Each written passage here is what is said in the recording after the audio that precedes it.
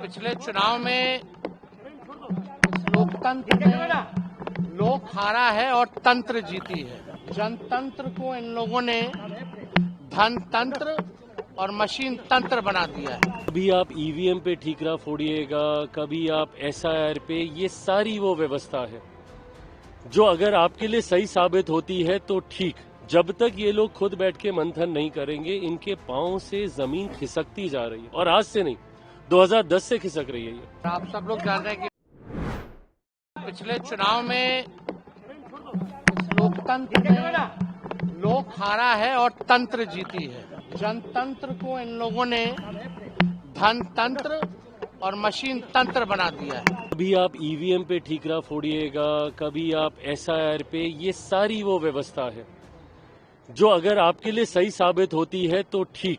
जब तक ये लोग खुद बैठ के मंथन नहीं करेंगे, इनके पांव से जमीन खिसकती जा रही है और आज से नहीं 2010 से खिसक रही है ये। आप सब लोग जान रहे हैं कि पिछले साल जो है चुनाव जो है संपन्न हुआ है और पिछले चुनाव में लोकतंत्र में लोक हारा है और तंत्र जीती है।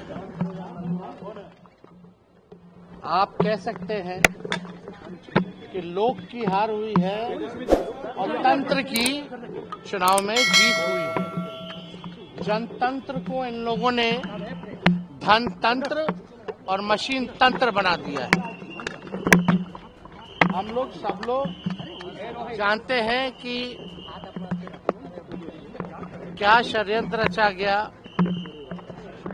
छल कपट से ये लोग चुनाव जीते। लेकिन नई सरकार कैसे बनी है ये पूरा देश और बिहार की जनता जानती है। लेकिन फिर भी हम लोग जो मौजूदा जो सरकार है, क्योंकि हम लोग सकारात्मक राजनीति करते हैं, तो 100 दिन तक इस सरकार के निर्णय और नीति पे हम कुछ नहीं बोलेंगे और देखते हैं कि 100 दिन बाद कब हमारी माताओं बहनों को 2-2 लाख रुपया मिलता है, 1 करोड़ नौजवानों को नौकरियां कब मिलती है, हर जिलों में 4-5 कारखाने लगाने की बात की गई है। लगते हैं कि नहीं लगते हैं, 100 दिन तक हम कुछ नहीं बोलेंगे। और ये सरकार की जिम्मेदारी है कि जो घोषणा पत्र इन लोगों ने जो जारी किया है, उस घोषणा पत्र को जमीन पर अमल करने का काम करें।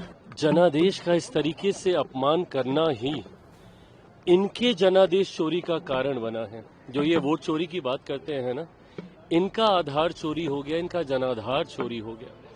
और उसका कारण ही यही रहा है कि जिस तरीके से ये लोग लोकतंत्र नहीं तो तंत्र जीता, कभी आप ईवीएम पे ठीकरा फोड़िएगा, कभी आप एसआईआर पे, ये सारी वो व्यवस्था है जो अगर आपके लिए सही साबित होती है तो ठीक, बट अगर नहीं तो फिर गलत।